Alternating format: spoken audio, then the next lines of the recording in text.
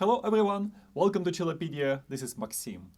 Today we will continue working on Dotzauer-Klingenberg Cello Method. We will cover exercises number 216 and 217. Those are wonderful exercises which will allow us to continue working in high positions. Well, in this case, upper 7th position. We will move second finger, extend it and bring it to the original position. We will move from one string to another, reading internal clef. We will work on B major scale, and the exercise number 217 is actually written in B flat minor key.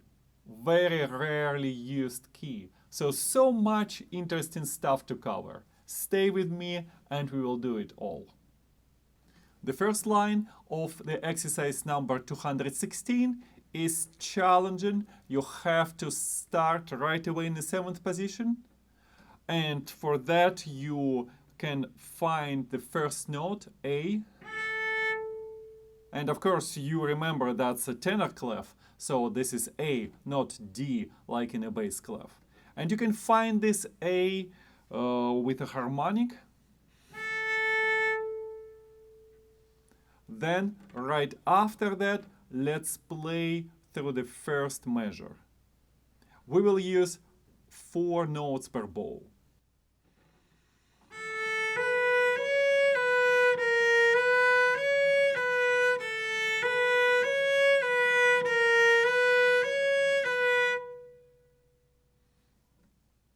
In order to play in 7th position, you will have to have your thumb out. It should be touching the string with its side.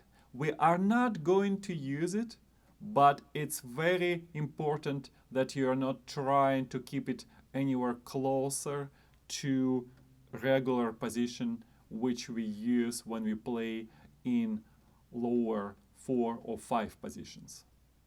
We prepare left hand, and we need to make sure that your wrist is turned somewhat towards 3rd and 4th fingers. We are not going to use a 4th finger here, but definitely we need to make sure that the 3rd finger has no problem reaching its spot. If you prepare like this, it will make it much harder for you to play in tune. In order to play the second measure, we'll have to do exactly the same thing in the left hand, but using D string.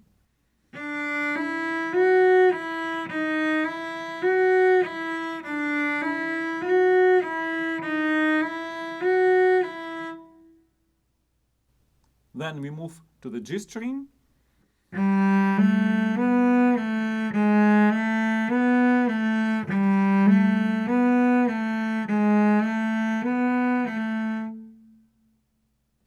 And finally to C string.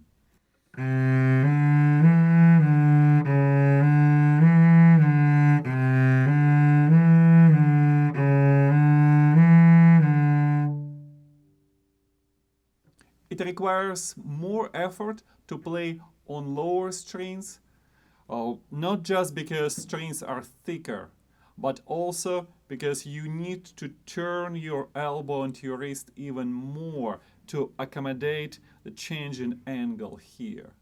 If you forget doing it, again, you will find yourself in a position which is great for 1st and 2nd finger, but which will make extremely hard for 3rd finger to reach the spot or press on the string with enough energy to make it to be in a full contact with the fingerboard.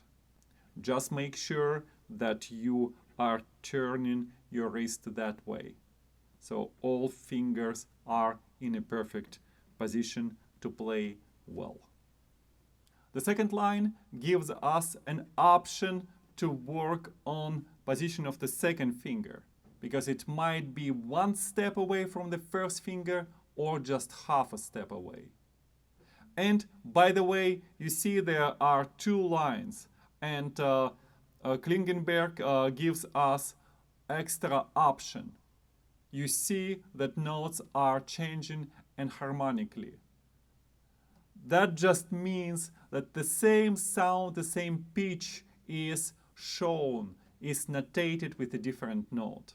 For instance, the first note is A sharp, but you can see below that it can also be represented as B flat. And the same happens with every other note. There is always a way to show any pitch with different sign. For instance, C sharp could be notated as D flat, F natural could be notated as E sharp, and so on.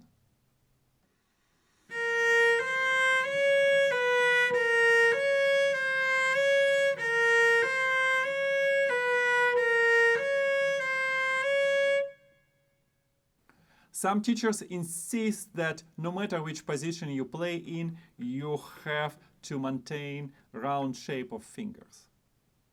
Well, I don't find it applicable for everyone.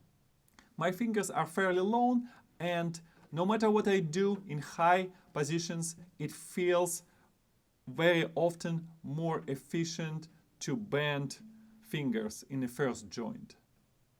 My usual advice is for everyone to try to keep fingers, especially first and second, round, but if it's not possible, yet you achieve high degree of precision, that means that probably you should keep it as is and just enjoy unique shape of your fingers and make it work for you. I will play this measure for you one more time. Just make sure that you pay attention that at first you have to play B sharp with the second finger and then B natural and then B sharp again. So first and third fingers will touch the same spot, but second finger will be moving up and down, depends on which note you have to play.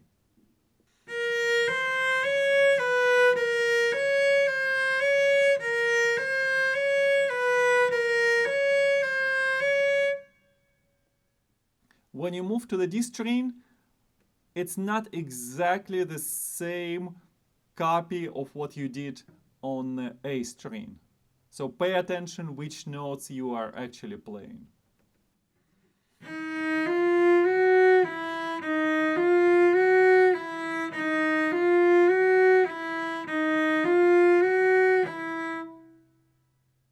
And in the next measure, when you play on a G string, you don't have to extend your fingers at all.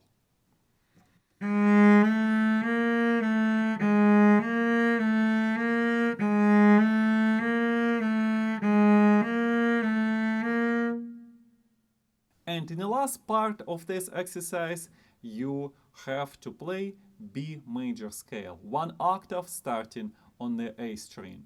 I would suggest you first to play it one note per bow, and it will sound like this.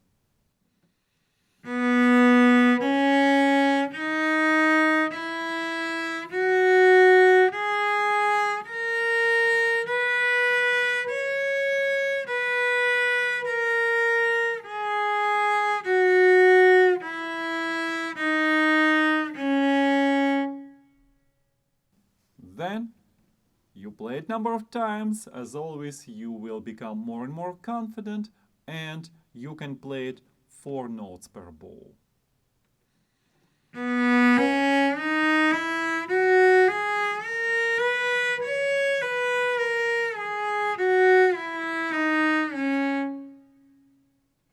And ultimately, we can try to play the way it's written here.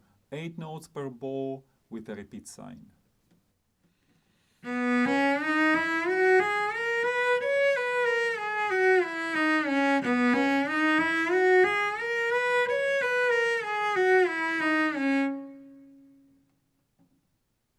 The exercise number 217 has many challenges. You have to go from one position to another. You have to deal with the bow distribution, playing 6 notes per bow, then 2 separate notes, then 2 notes slurred, and then 2 separate again. On top of that, there is suggestion to play two separate notes at the tip and then by the end of the measure to return it to the frog. And I almost forgot that you have to deal with 5 flats in this piece. So much to do. I think the best for us would be to play it in a slow tempo, and this will be the tempo 8th note 60. And I think just listening how I play, checking it with your score and trying it yourself will help you to learn it well. And after that, I will play it for you in faster tempo.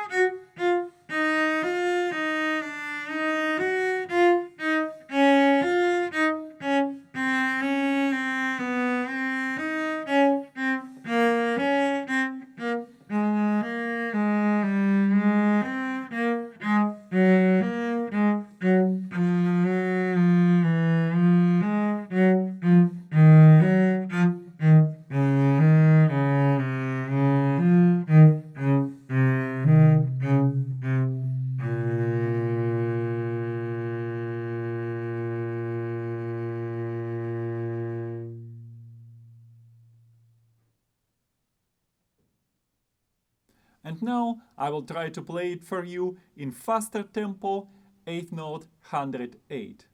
Obviously, I will have less time to prepare for each shift, so the practicing time spent playing it in a slower tempo will definitely help me to play in the faster tempo.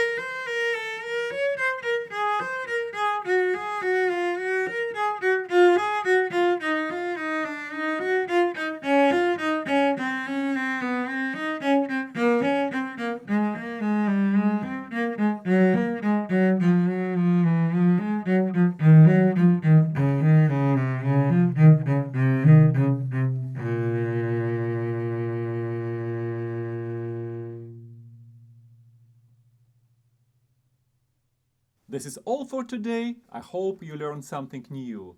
And if you would like to support Cellopedia project, please consider becoming Patreon supporter. And in return, I will give you many perks. I will publish extra videos there for play alone music and also some music with extra fingerings. So you can learn something new and you will have customized edition. Thank you for watching. See you soon.